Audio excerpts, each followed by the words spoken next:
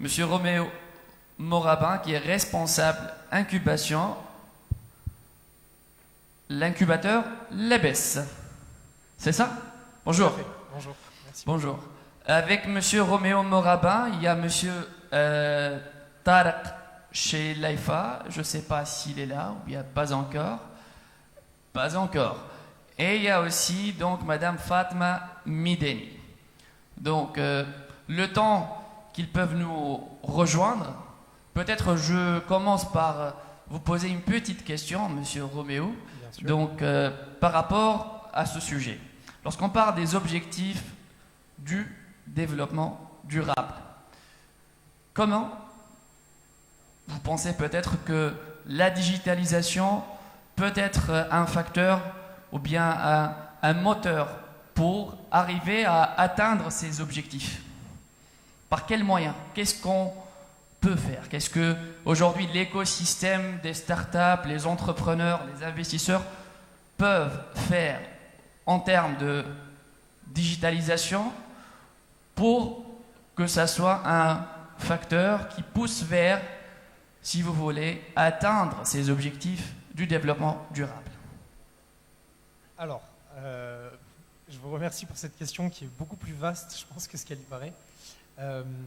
Dans un premier temps, si je pars du point initial, je pense que la digitalisation a un potentiel de facilitation pour l'atteinte des objectifs de développement durable à travers certaines nouvelles technologies, donc qui sont plus très nouvelles maintenant. Je pense principalement au big data, au machine learning et évidemment derrière à toute l'analyse de ces données qui peuvent permettre au pouvoir public, et je pense que finalement tout va reposer sur eux in fine, pour avoir une meilleure gestion de leur communauté. Là, les startups, ou en tout cas l'innovation de manière générale qui est issue du secteur privé, que ce soit du coup sur la partie entreprise ou que ce soit peut-être sur la partie également société civile, sont des acteurs qui peuvent apporter ou en tout cas venir répondre à la question ou à la problématique du manque de ressources dont disposent les pouvoirs publics pour pouvoir déployer des solutions et pour pouvoir déployer des solutions et des activités qui vont rentrer dans l'objectif de l'atteinte des objectifs de développement durable. Alors, c'est loin d'être exhaustif, mais c'est un bout de réponse. Je pense absolument, pour répondre à cette question, donc il faut essayer de la décortiquer peut-être en sous-thèmes. Et peut-être là, on a monsieur donc, qui peut nous rejoindre, donc notre deuxième intervenant. Donc j'invite monsieur Tarek Schleifa, c'est ça? J'ai bien prononcé? Super. Bonjour, monsieur Tarek, donc, qui est senior manager à GSMA Ecosys. Bien prononcé aussi? GSMA Ecosys, c'est ça? Parfait. Donc, parfait. Alors, je dois laisser la parole à notre modératrice que je vais inviter, Madame Zainab Farfer.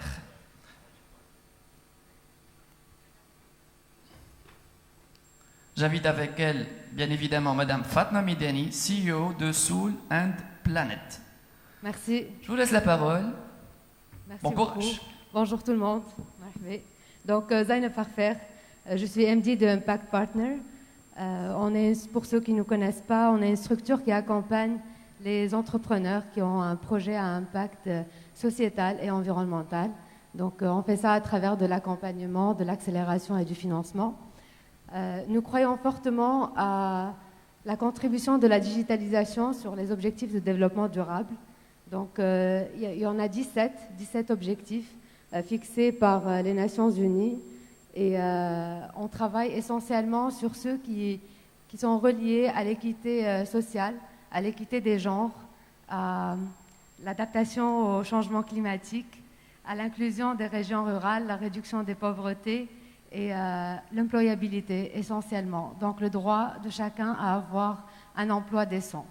Donc vu ce à quoi on croit, donc on a choisi aujourd'hui d'inviter 3 acteurs qui partage notre avis et qui acte aussi pour la réalisation de ces objectifs durables. Donc, ils ont été présentés. Donc, on a Roméo de l'ABES, Tarek, représentant de GSMA, et Fatma de Solar Planet. D'accord. Donc, aujourd'hui, on sait qu'une infrastructure et des services digitaux de qualité, efficaces et abordables permettent aux pays de participer à l'économie mondiale et d'accroître leur compétitivité et leur bien-être. Ce qui a une incidence dans les domaines de l'inclusion financière, de la justice sociale, la réduction de la pauvreté et l'amélioration de la santé. Donc, Roméo, vous avez toujours été engagé dans le secteur associatif, humanitaire et de développement. Après une orientation vers l'entrepreneuriat social en France, vous avez rejoint le LABES en 2021 en tant que responsable de l'incubateur à impact. Vous êtes aujourd'hui spécialisé sur les questions de l'impact. Donc, pouvez-vous nous en dire un peu plus sur l'ABES, à moins que vous l'aviez déjà présenté avant que je n'arrive? Non, on m'a posé une question de but en blanc sur le thème du panel, donc tout va bien. Très bien. Et répondre aussi à la question, donc, quelle opportunité offre réellement la digitalisation et les technologies de gestion des données dans l'atteinte de ces objectifs de développement durable? Alors, dans un premier temps, je suis très heureux d'être ici.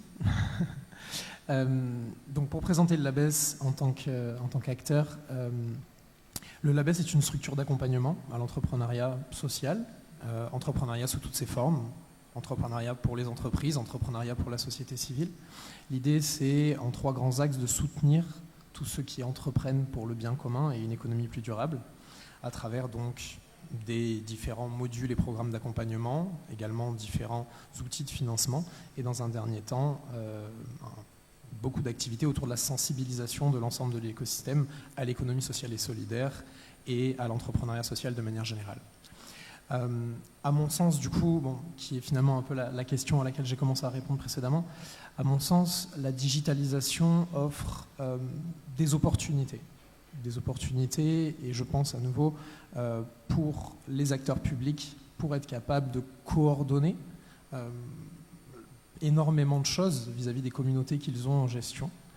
Mais je dirais, c'est une opportunité qui vient avec son lot de contraintes et de réflexions amont nécessaires au bon déploiement de différents services, que ce soit la digitalisation des services publics de manière générale, mais que ça soit aussi la gestion intelligente en s'appuyant sur des données pour l'ensemble des communautés qu'ils ont en gestion, et finalement aboutir à une optimisation de la plupart des activités qui sont déployées sur le territoire à destination des acteurs privés, au sens très large, donc incluant citoyens, société civile, entreprises.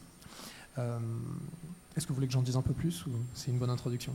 C'est bon, mais on sait très bien aussi que le LABES, tel que le nom l'indique, contient donc ESS à la fin, donc économie sociale et solidaire. Donc vous êtes vraiment orienté vers l'ESS. Comment percevez-vous donc l'économie sociale et solidaire comme outil d'implémentation d'une digitalisation responsable?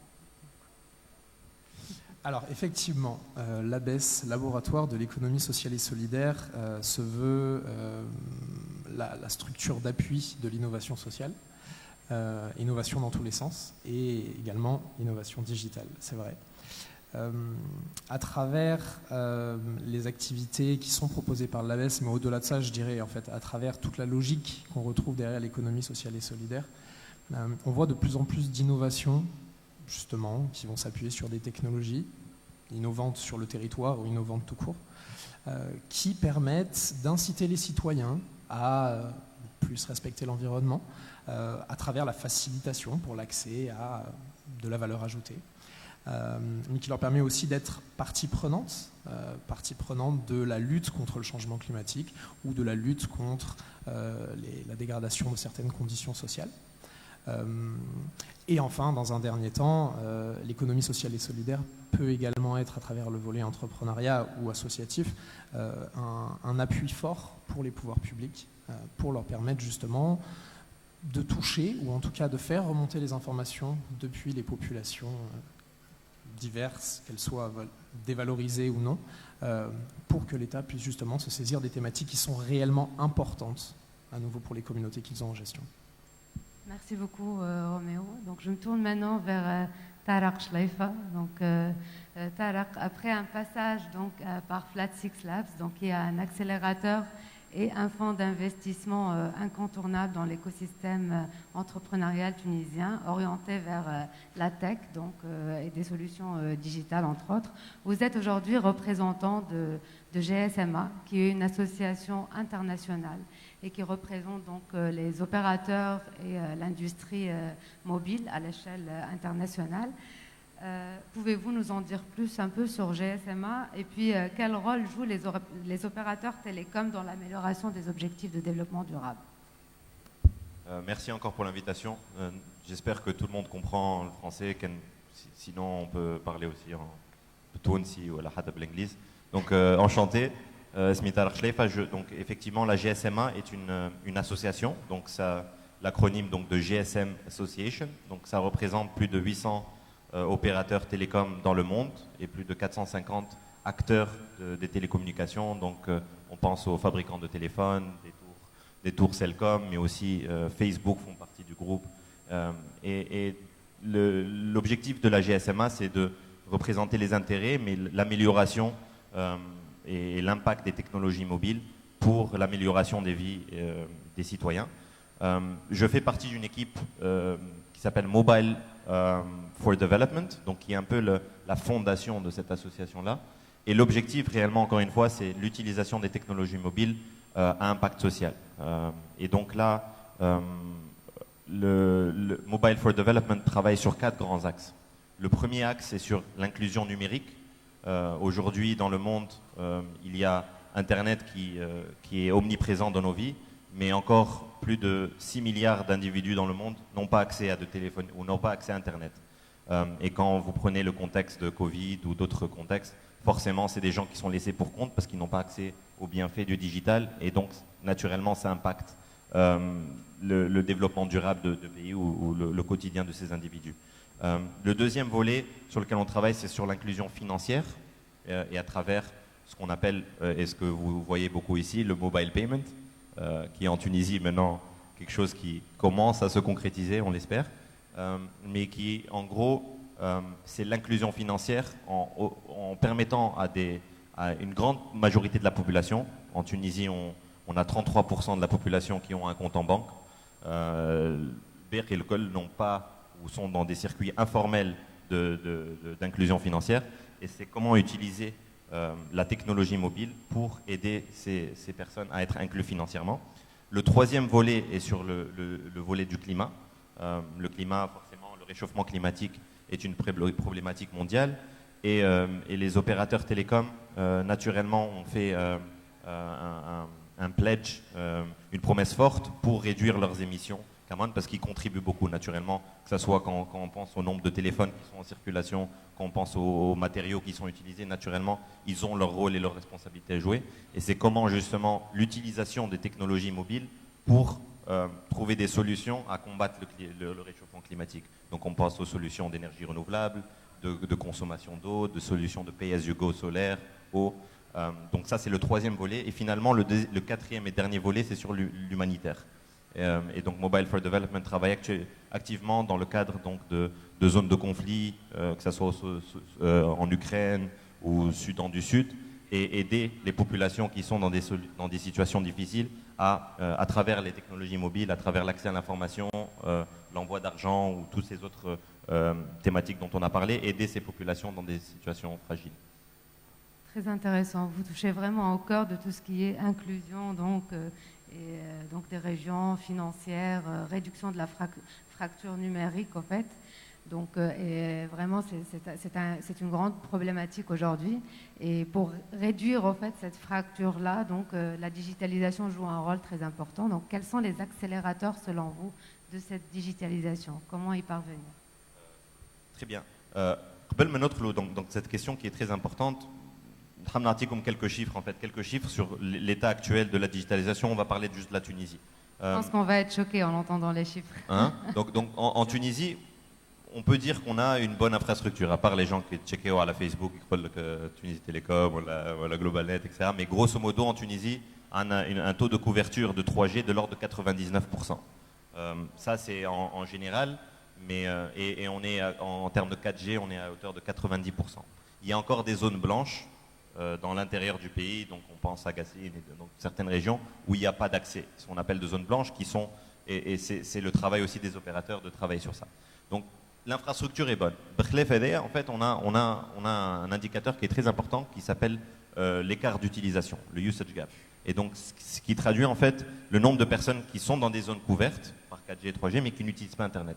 Ce chiffre est de 42%, ce qui est énorme. Et donc, en fait, pourquoi est-ce que ces gens sont dans des zones connectées, mais n'utilisent pas Internet mobile? Il y a 4 grandes raisons. La première raison, c'est tout d'abord, ils n'ont pas de téléphone, ou ils n'ont pas de smartphone, ou ils n'ont pas de hardware, ou ils n'ont pas d'ordinateur. Forcément, pas tout le monde a accès à ces ordinateurs ou ces téléphones-là, et donc naturellement, ils sont privés d'Internet. Le deuxième volet, c'est dû à la data. La data est chère. Comparativement à plusieurs pays, on est à hauteur on a la même hauteur de certains pays, de nos voisins africains, qui n'ont pas nécessairement la même infrastructure. Et ça aussi, c'est une barrière pour beaucoup d'acteurs et donc beaucoup de citoyens qui veulent consommer Internet. Les opérateurs travaillent sur ça justement en rendant l'accès à la data beaucoup plus accessible. Mais ça, c'est un deuxième volet. Et le troisième volet, le troisième volet est dû à la sécurité. Dans certains pays et dans beaucoup de cas, les hommes et les femmes n'ont pas le même accès au téléphone mobile et à l'Internet, ce qu'on appelle de gender gap, mais je n'ai pas envie d'entrer là-dessus. Mais pour des raisons de sécurité, parfois les gens ne montrent pas ou ne vont pas accéder à un téléphone ou vont être privés de téléphone parce que c'est une manière de garder une certaine autorité sur son partenaire. Le quatrième volet et sur lequel on travaille activement, c'est sur les compétences numériques. En Tunisie, actuellement, il y a plusieurs personnes qui ont peut-être accès à Internet. On a pu le voir durant Covid, quand il y a eu notre facro, quand on voulait tous s'inscrire et prendre un vaccin. Barchabet ne savait pas interagir avec les plateformes comme Evax ou des plateformes digitales. Et ça, c'est un frein pour le développement. Le rôle des opérateurs ici est très important parce que les opérateurs télécoms ne sont plus que des acteurs de téléphonie ou de SMS, mais sont des acteurs digitaux. Et donc, c'est dans leur intérêt, même commercial et économique, de favoriser l'accès à l'Internet mobile pour des citoyens. Et donc, ce qu'on fait, nous, actuellement, avec les opérateurs, donc j'aimerais saluer le travail de différents acteurs et tous les opérateurs, Tunisie Télécom, Orange et même le gouvernement, c'est former les Tunisiens à l'accès d'Internet mobile. Donc, ce qu'on fait, c'est qu'on offre un contenu très basique et qui est accessible à n'importe qui souhaiterait l'utiliser. Et en fait, c'est des formations qui t'apprennent comment utiliser YouTube, comment te connecter sur Google, comment utiliser Facebook, comment créer un site e-commerce à travers WhatsApp. Et ces formations-là, on forme les opérateurs et les opérateurs forment les gens dans les régions pour qu'il y ait une augmentation de consommation Internet. Ça, c'est un des cas sur lequel l'inclusion numérique est un pilier de l'accomplissement des objectifs de développement durable. Parce qu'à travers l'inclusion numérique, tu peux donner après l'accès à plusieurs plateformes qui adressent différents challenges et différents objectifs de développement durable. Très bien. Et ça permet aussi d'agir sur le volet éducation, formation et éventuellement après l'accès aussi à l'emploi en fait. Donc c'est très intéressant. Merci Tarak. Donc je me tourne maintenant vers Fatma Mideni. Fatma, vous êtes ici en tant que cas concret, une start-up donc qui travaille on offre une plateforme digitale donc, pour tout ce qui est éco-responsable et green. Donc, vous êtes CEO et cofondatrice de Solan Planet. Vous êtes designer produit de formation et vous partagez votre passion vers le style, vers tout ce qui est green et éco-responsable avec une large communauté aujourd'hui. Donc, pouvez-vous présenter un peu Solan Planet et puis nous dire un peu comment cette digitalisation vous a permis de rassembler la communauté green et éco-responsable et puis comment ça vous a permis de promouvoir cette culture en fait, d'éco-responsable et de développement durable avec votre communauté. Merci Zainab, je suis très heureuse d'être ici parmi vous ce soir, aujourd'hui. Je crois que ta matinée était trop longue, Fatma. Alors, moi je vais vous raconter l'histoire de Solan Planet, comment ça a commencé. En fait, tout a commencé sur les réseaux sociaux, sur Instagram. Comme l'a dit Zainab, je suis passionnée par le style de vie sain et écologique et je le partage sur Instagram avec une communauté. Donc, qu'est-ce que je faisais? Je leur montrais des tips, des produits, je leur conseillais d'acheter tel ou tel produit et je leur disais où acheter ce produit-là. Donc, la communauté chez Toutekbe, et la demande est venue plusieurs fois, 1, 2, 3, une centaine de fois. Fatma, on adore les produits que tu es en train de recommander, mais c'est compliqué de les acheter. Parce que moi, Nesrine, qui habite à Sousse, j'ai envie d'acheter le produit qu'on vend à Tunis, je ne peux pas. Moi, qui habite à Tunis et j'ai envie d'acheter le produit à Sfax, je ne peux pas. Bref. Mais même ceux qui sont à Tunis, ils me disaient des fois des produits, on ne les trouve pas parce qu'ils sont en rupture de stock chez ce magasin X. Enfin bref, c'était assez compliqué.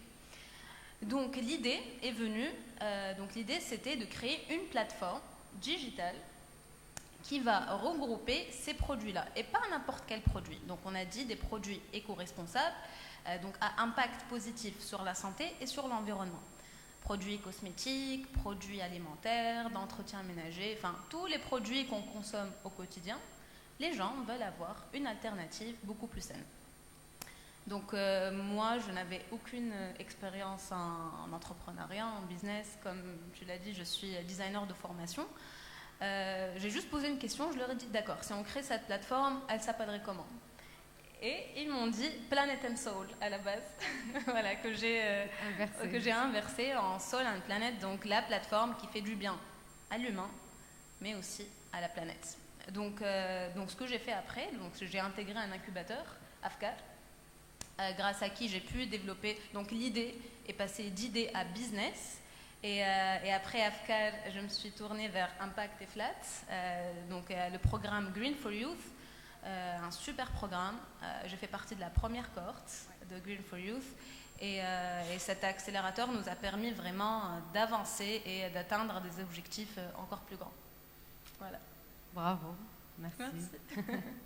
Et donc Fatma, de par le modèle de la plateforme, donc Soul and Planet, vous jouez le rôle d'un intermédiaire entre donc le producteur de produits green et éco-responsables et entre le consommateur final. Comment vous vivez cette relation en fait avec le producteur? Comment vous le valorisez et vous assurez que réellement c'est un job décent et que vous maintenez cette relation-là de partenariat avec vos producteurs? Super. Donc je vais quand même expliquer la valeur ajoutée qu'on a encore une fois. Donc nous, ce qu'on fait réellement, c'est qu'on sélectionne. On a un rôle de sélection.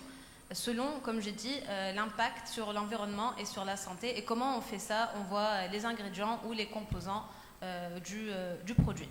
Et maintenant, on travaille à 90% avec les petits producteurs. Donc ce qu'on fait pour ces petits producteurs, c'est que, quand on accepte le produit, qu'on voit qu'il est vraiment bien, on le met en valeur, on le met en avant. Du coup, ça crée des opportunités énormes pour le petit producteur, vu qu'on va le mettre en contact avec sa clientèle cible.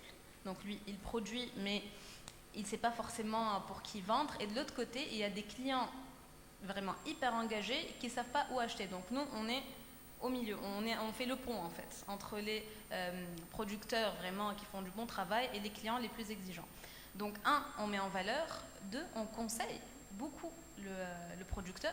Donc par exemple, niveau packaging, ayant aussi une formation en design, on aime bien quand il y a des packaging assez beaux, on va dire. Donc on conseille vraiment côté packaging, mais on donne aussi des conseils de produits potentiels à développer, parce que nous, on reçoit beaucoup d'informations. En fait, on demande vraiment des feedbacks à nos clients. On est toujours en train de demander, alors, vous avez aimé, vous n'avez pas aimé. Généralement, on pose des questions quand c'est négatif. Donc, pourquoi vous n'avez pas aimé, qu'est-ce que vous voulez améliorer, etc. Et il y a aussi des clients qui vont beaucoup plus loin et qui nous disent, on aimerait avoir, par exemple, je donne à titre d'exemple, un dentifrice solide. Donc nous, on va aller voir le producteur qui potentiellement peut faire ça, on lui donne l'idée et ça a été fait. Donc on a donné plusieurs idées à des petits producteurs et ils ont lancé le produit et ça cartonne. Et il faut savoir aussi qu'on ne demande absolument pas l'exclusivité, au contraire. On aime vraiment quand le producteur travaille avec d'autres revendeurs Parce que plus lui il travaille, plus il gagne de l'argent, plus il améliore ses produits, et plus on va pousser en fait ce style de vie sain et écologique et le démocratiser en fait. Passer d'un produit de niche à un produit de masse, on l'espère. Très bien, une très belle vision en fait de partenariat et de collaboration éco-responsable. Et Fatma, vous êtes là pour représenter une start-up digitale, mais comme on le sait, vous n'êtes pas le seul cas. Il y en a plusieurs. J'en ai croisé quelques-uns dans l'ascenseur aujourd'hui. Il y a le cas de Rebootcamp, qui travaille sur le coding et la formation, l'employabilité. Il y avait aussi Tagamuta Valley qui travaille sur la santé, Cumulus sur l'accès à l'eau. Les exemples sont très nombreux. De plus en plus de startups dans notre réseau ou dans le réseau de l'ABS ou d'autres incubateurs, accélérateurs de l'écosystème travaillent aujourd'hui et font vraiment de leur mieux à travers des solutions digitales pour améliorer donc le bien-être, la vie, l'inclusion sociale. Et donc, vu que vraiment il y a beaucoup d'exemples, Tara, comment est-ce que les opérateurs télécoms peuvent continuer à soutenir les acteurs digitaux, donc notamment les startups, mais pas que les startups, aussi les autres compagnies digitales et le secteur public dans l'atteinte de ces ODD. Merci Zeynep pour la question. Effectivement, comme on a pu le dire, la digitalisation passe par des terminaux, par des accès à du hardware et à travers un réseau. Et donc, dans un contexte en Tunisie où il y a, encore une fois, une bonne infrastructure, mais pas toute la population est digitalisée, les startups qui sont des véhicules de solutions pour des objectifs de développement durable ont souvent toujours les mêmes challenges quand tu es une startup. Tu as une solution innovante, mais tu as besoin d'un marché et d'un grand public. Tu as besoin de ressources et de financement pour pouvoir déployer ta solution et tester ton modèle. Tu as besoin d'accès à des terminaux de paiement et des moyens de paiement pour pouvoir monétiser ta solution et pouvoir continuer. Tu as besoin d'un contact proche du consommateur ou d'utilisateur final. Et aussi, pour gagner de la confiance dans ta solution et que les gens se rapprochent de ta marque, tu as besoin de notoriété. Et donc, dans tous ces challenges que les startups ont, les opérateurs peuvent proposer des solutions concrètes. Tout d'abord, les opérateurs ont accès donc à des parcs de téléphones. On a plus de 7 millions de Tunisiens qui utilisent des téléphones mobiles et qui sont connectés sur Internet. Et le taux de pénétration est de l'ordre entre 120 et 130% donc de smartphones. Donc, naturellement, pour ce premier point, c'est important de rentrer en contact. Deuxièmement, les startups, au début, cherchent, et je pense que le cas de Fatma est super parce qu'elle a beaucoup consulté, elle continue à consulter ses clients et ses fans et son following pour améliorer sa solution. Et donc, pour ça, il faut qu'il y ait des moyens de communication, que ce soit Facebook, que ce soit SMS ou d'autres. Naturellement, les opérateurs peuvent aider à ça. Et quand tu arrives à une certaine maturité, c'est plus une question de lancer des campagnes, des grandes promotions et donc des campagnes de SMS, bulk, etc.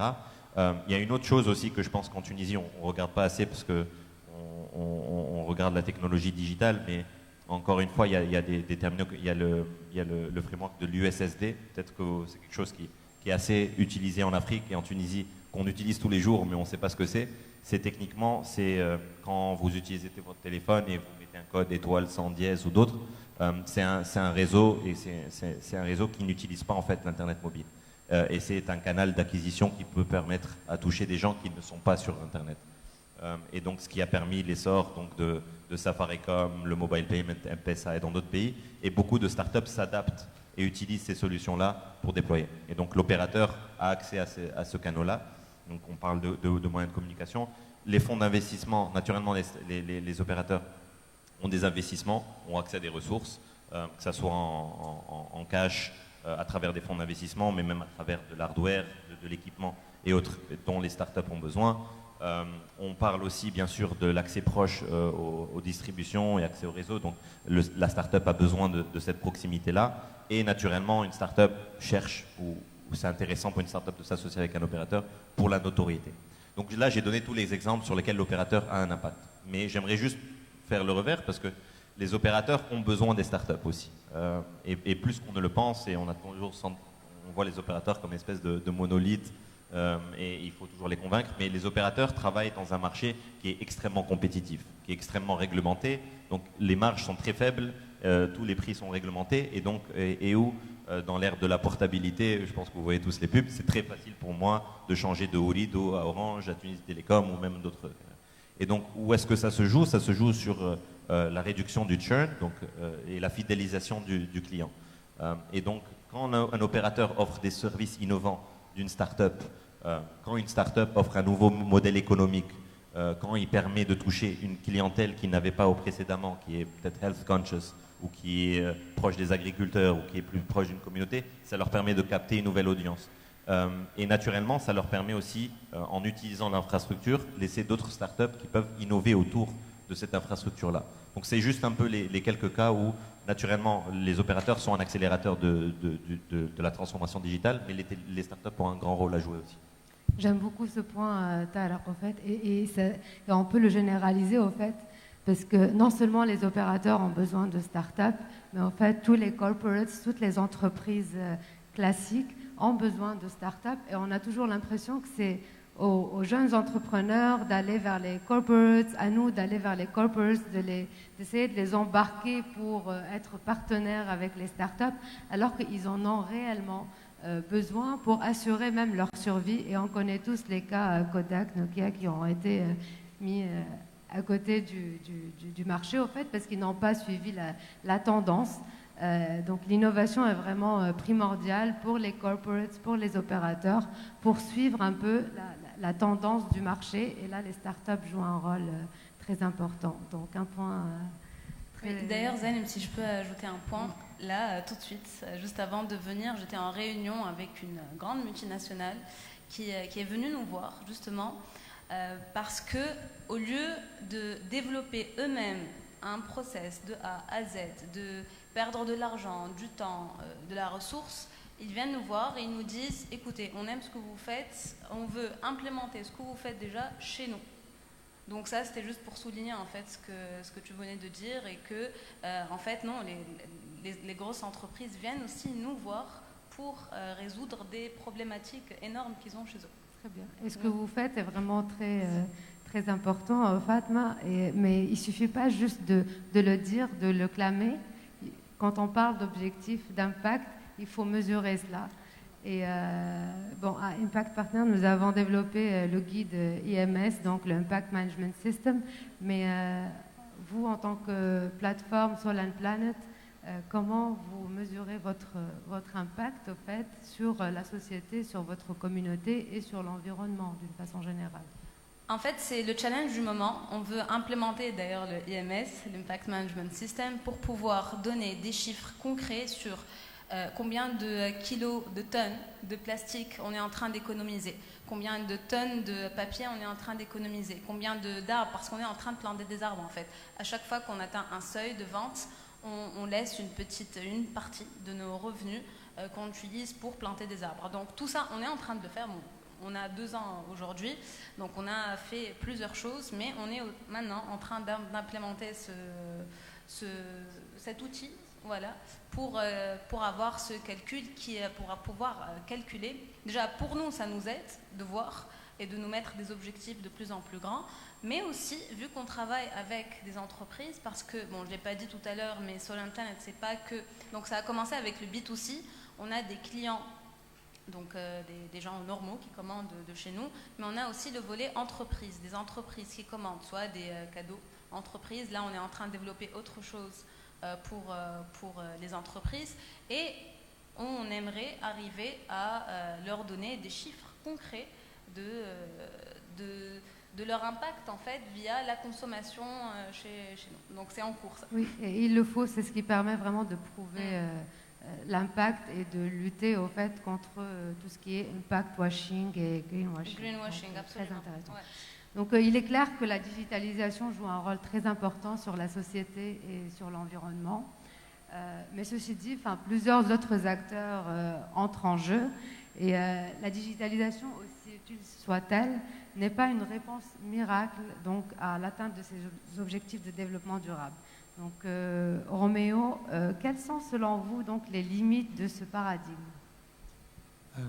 Alors dans un premier temps, c'est vrai que je voudrais revenir sur la question de la mesure de l'impact, avant de répondre à ce volet-là. Pas grave, on le veut interactif, donc il n'y a pas de ouais, souci. qui est, c'est vrai, fondamental et finalement très peu mise en avant.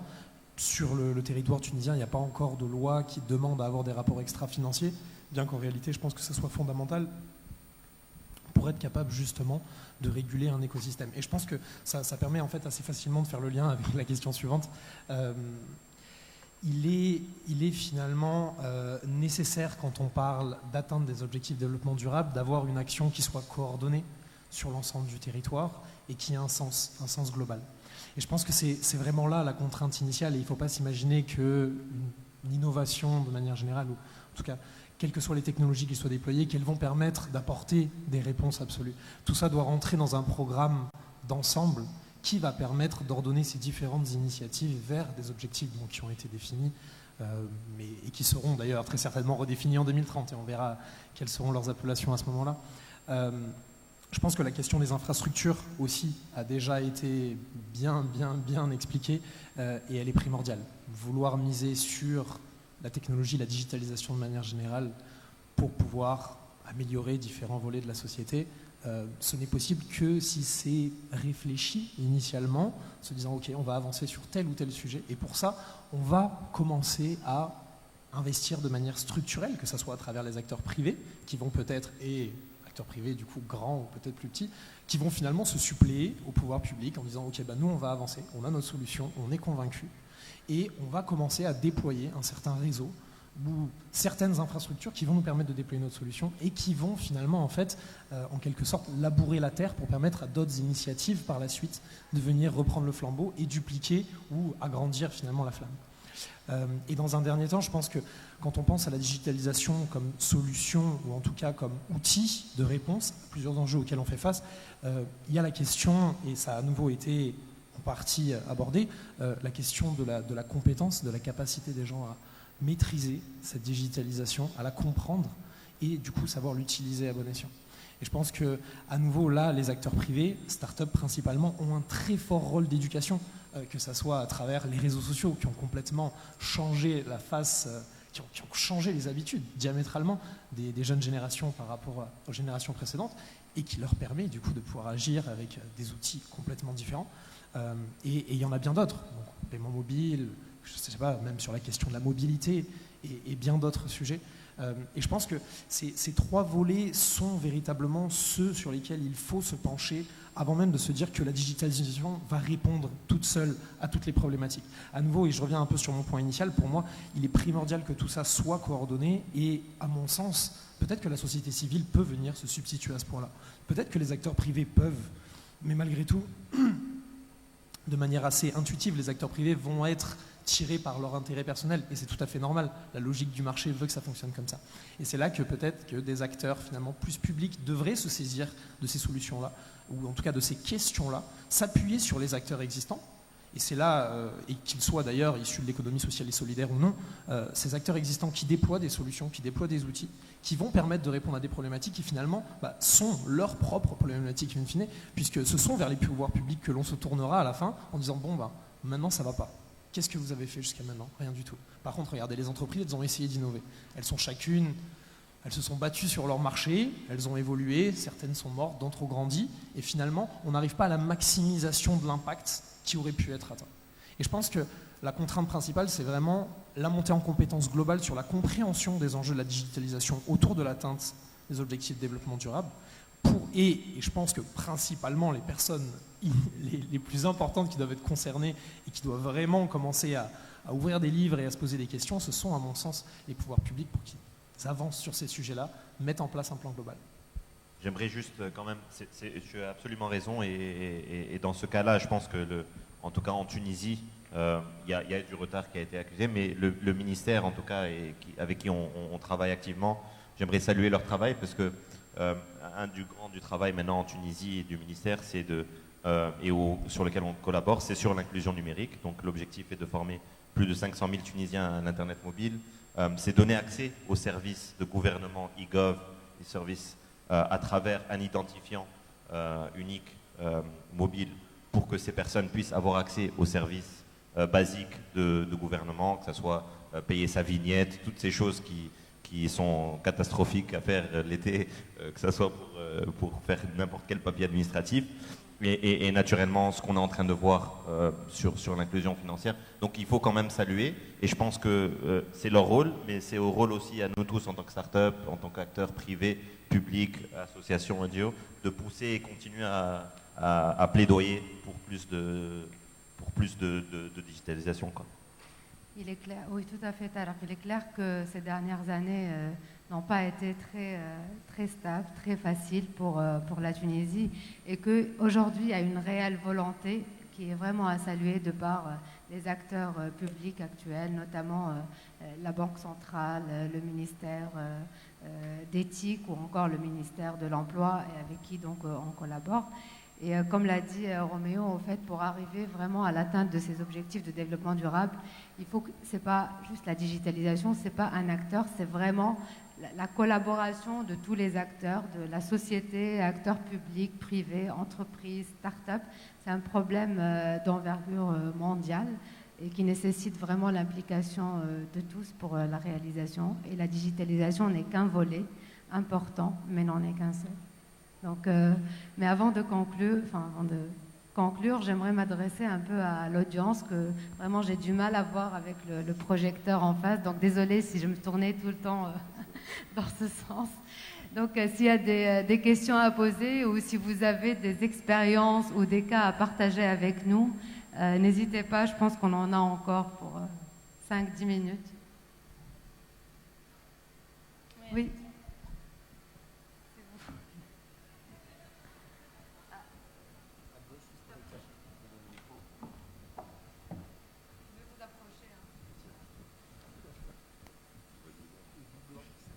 السلامة أول حاجة جو بريزونت خالد الدين مؤدب نقرا بروميير اني ليسونس اون جيني الكتريك ايزيد رادس وكان نجم نحكي انجلي سي ميو باهي I'm a member in Actus Izet Radis.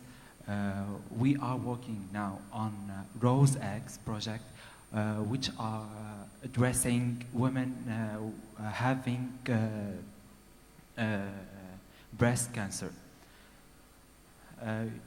This is an enormous job for us. Sincerely, we have a great impact on 3 women now.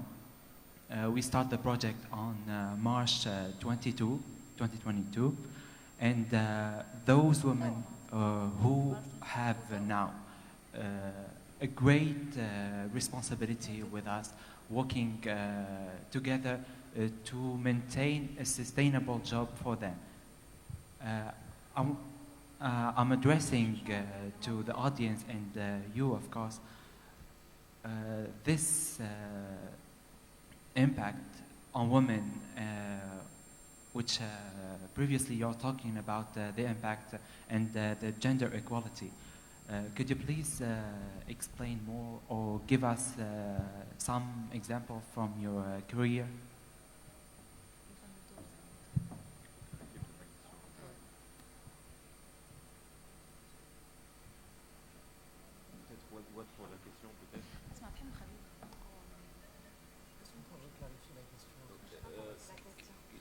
So just in English, so if I understood your question, you were saying you're working on a business related to supporting women with breast cancer, and you wanted to have more information or data around gender inequality.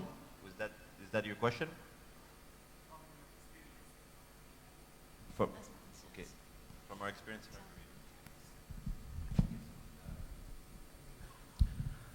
community. For clarifying, I want to ask about your experience, if you have, of course, about gender equality or some problem accusing women to have a sustainable job. For example, the women who have who suffer from any type of cancer, not only breast cancer, they are eliminated from the work environment. I'm addressing to gender equality and my question to gender equality and women especially because they suffer more from this problem. It's clear. C'est vrai, je pense que vous n'avez pas, c'est pas vraiment une question, mais c'est plus une demande d'autres exemples que vous demandez. Et au fait, aujourd'hui, il y a plusieurs projets donc, qui travaillent sur l'inclusion du genre féminin. Nous, on met ça dans les critères aussi de sélection et nous travaillons vraiment sur l'inclusion de ces femmes. Ça peut être, comme vous dites, des femmes qui sont exclues dans les régions rurales. Donc ça peut être des femmes en manque de formation, d'éducation, ce qui les freine d'accéder donc à des emplois décents. Et ça peut passer par exemple par la formation de ces femmes-là pour les faire pénétrer donc, dans le marché du travail. Donc il y a plusieurs initiatives aussi bien par des services d'incubation, d'accélération ou d'associations qui travaillent sur l'inclusion des femmes, comme vous avez dit, donc, qui ont des problèmes de santé, ou alors même juste des mompreneurs. Donc on va lancer pendant l'hiver un programme pour les mompreneurs, donc les femmes qui sont aussi mamans et qui ont du mal à concilier entre la vie privée et la vie en tant que mère et puis la vie professionnelle. Donc plusieurs initiatives sont en cours. Pour mesurer cet impact-là, évidemment, le pourcentage de femmes en tant que femmes entrepreneurs ou en tant que femmes employées dans les startups est un indicateur très important sur lequel donc, nous travaillons continuellement. Je ne sais pas si Romain, tu aurais des exemples concrets. Je pense que de manière tout à fait symétrique, même enfin, alignée, on fait face au même sujet et on essaye de travailler de la même manière en réponse à ces sujets-là. On a au sein du LabES pas mal travaillé sur la question, en se posant la question où est-ce qu'il serait intéressant de déployer justement les services du LabES en dehors du Grand Tunis. Et du coup, et idéalement avec la volonté de déployer un programme qui serait destiné uniquement aux femmes entrepreneuses. Et il y a définitivement énormément de problématiques auxquelles elles font face. Et que ça soit des problématiques qui sont héritées d'un tout un passé qui a peut-être été beaucoup plus masculiniste de manière générale, mais aussi des contraintes qui vont être familiales. Et je pense que justement, pour le coup, la question de la digitalisation peut permettre de répondre en partie à ces questions-là, en leur donnant accès, peut-être en les désenclavant à certains niveaux, et leur permettre d'avoir accès justement à de la formation, d'avoir accès à du temps qu'elles n'ont finalement pas pour des facteurs X ou Y. Au-delà de ça, je pense qu'il est primordial en fait maintenant de se poser la question, étant donné que la Tunisie est composée à 50% de femmes, je pense, à 1 ou 2% près, de vraiment se poser la question comment les inclure peut-être beaucoup plus, et surtout quand on sort du Grand Tunis, qu'on va dans les régions, comment les inclure beaucoup plus dans le processus de création de valeur. Et je pense que l'ensemble des structures sont finalement concernées par ça, qu'on soit des structures du coup qui vont être à but non lucratif, voire même les secteurs privés, qui vont chercher à les réinclure dans la boucle ou à les inclure tout court, pour leur permettre finalement, elles aussi, de contribuer au bien-être global. En commençant par leur propre bien-être peut-être. Merci. Donc je me présente Nour Lhodé Derbel, je suis freelanceur et je remercie tous les intervenants. Ma question s'adresse à Fatma parce que votre histoire m'a vraiment très inspirée et j'étais curieuse par rapport à l'incubateur ou bien l'accélérateur que vous avez choisi et quels sont les critères que vous avez choisi pour choisir cet incubateur et cet accélérateur-là et non pas d'autres incubateurs.